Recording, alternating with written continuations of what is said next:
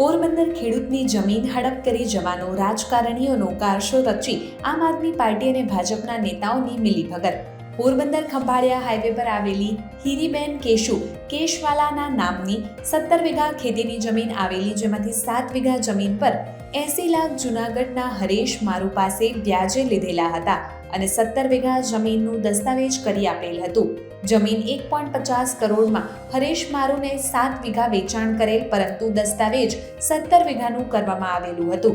જ્યારે હરેશ મારુ બિનખેતી કરે કે વેચાણ કરે ત્યારે 10 વીઘા જમીન અને 70 લાખ રૂપિયા રોકડા હીરીબેન આપવાનું નક્કી કરેલું હતું, પરંતુ હરેશ મારુએ 7 વીઘા જમીન પોતાની ભાગીદારી પેઢીના નામે કરી હીરીબેન સાથે છેતરપિંડી કર્યાના આક્ષેપ હીરીબેનના પુત્રએ કર્યા છે. થોડા સમય પહેલા ભરત કેશુને જાણ થઈ કે મારા માતાના નામની કુલ 17 વીઘા જમીન હતી, જેમાંથી 7 વીઘા જમીન બિનખેતી કરી રાજકીય માથાઓને નામે વેચાણ દસ્તાવેજથી વેચાણ કરી આપેલ, જેની ભરત કેશુને જાણ થઈ હતી.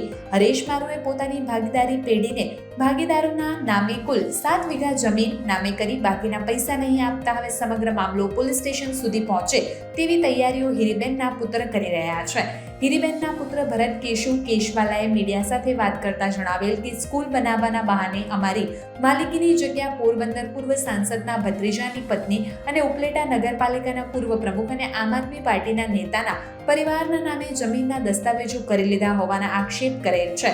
આક્ષેપ કરનાર હીરીબેનના પુત્ર ભરત કેશની વાત માનીએ એ તો હજુ તેને જૂનાગઢના હરેશ મારુ પાસેથી 70 લાખ અને 10 વીઘા જમીનના દસ્તાવેજ લેવાના બાકી છે, જે બાબતે કોઈ જવાબ હરેશ મારુ નહીં આપતા સમગ્ર મામલો હવે પોલીસ સ્ટેશને પહોંચે તેવી શક્યતાઓ સેવાઈ રહી છે.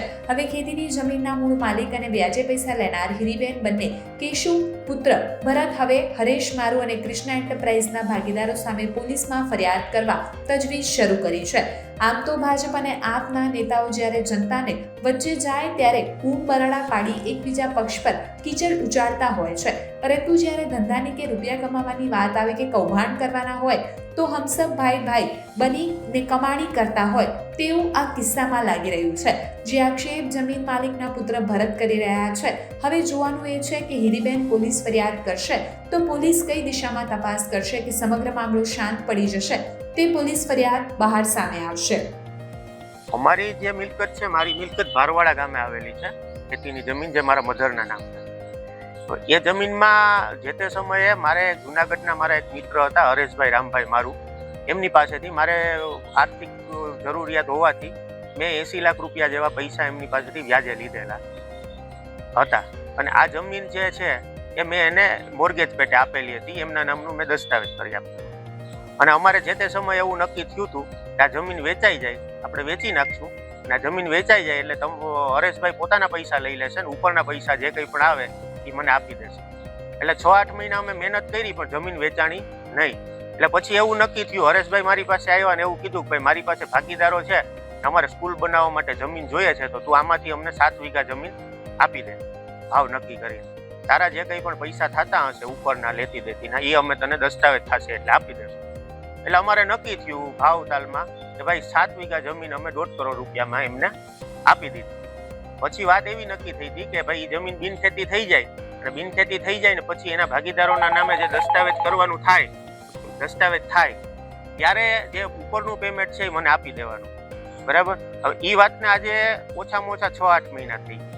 એ લોકોએ જમીન બિનખેતી કરાવી નાખી, એની ભાગીદારી પેઢી બનાવીને ભાગીદારોના નામના દસ્તાવેજ કરી નાખ્યા અને મને હજી સુધી જાણ નથી કરી કે ભરતભાઈ મેં આ જમીન વેચી નાખી અને પૈસા લઈ લીધા છે. બરાબર. અને એ બાબતે મારે તકલીફ છે. આ જમીન દસ્તાવેજની અંદર ભાગીદારી પેઢી એ લોકોએ બનાવેલી છે, હું નામ બોલું છું વાંચીને, દસ્તાવેજની કોપી છે મારી પાસે ઓલરેડી. એ લોકોએ કૃષ્ણા એન્ટરપ્રાઇઝ નામની ભાગીદારી પેઢી બનાવેલી છે. એ ભાગીદારી પેઢીની અંદર ભાજપના મોટા નેતા અને આમ આદમી પાર્ટીના મોટા નેતા બધા ભાગીદારો અને એમના હું તમને નામ બોલું છું, હોદ્દા સહિત બોલું છું કે કયો માણસ ક્યાં હોદ્દા ઉપર છે. હવે એની અંદર જે છે ને, પેલું નામ છે પારુલબેન હરેશભાઈ મારુ, એ હરેશભાઈ મારુના ધર્મપત્ની. પુરીબેન રામભાઈ મારુ એમના મધરનું નામ હરેશભાઈ મારુ. પછી કુંદનબેન ભાવેશભાઈ સુવા, એ ભાવેશભાઈ સુવા જે ભાજપના અગ્રણી છે ઉપલેટાની અંદર આગળ પડતા, એમના વાઇફનું નામ છે.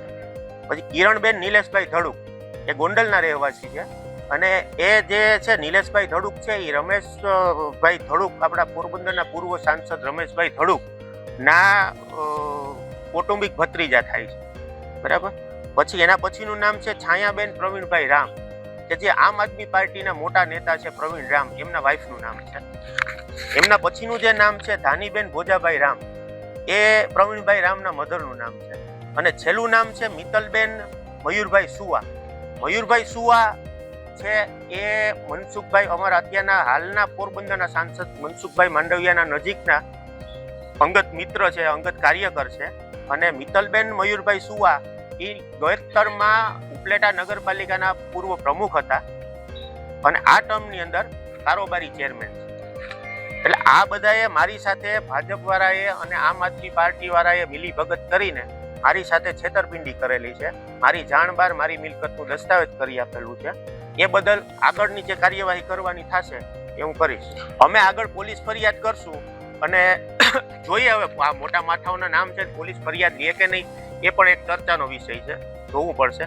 પણ જોઈએ, આ તો આ દેશની અંદર ન્યાયતંત્ર ઉપર મને પૂરો ભરોસો છે, મને ન્યાય મળશે, 100% મળશે. પોલીસ જો મારી ફરિયાદ નહીં લે તો હું કોર્ટના શરણે જઈશ, ને બાકી તો મીડિયા છે જ.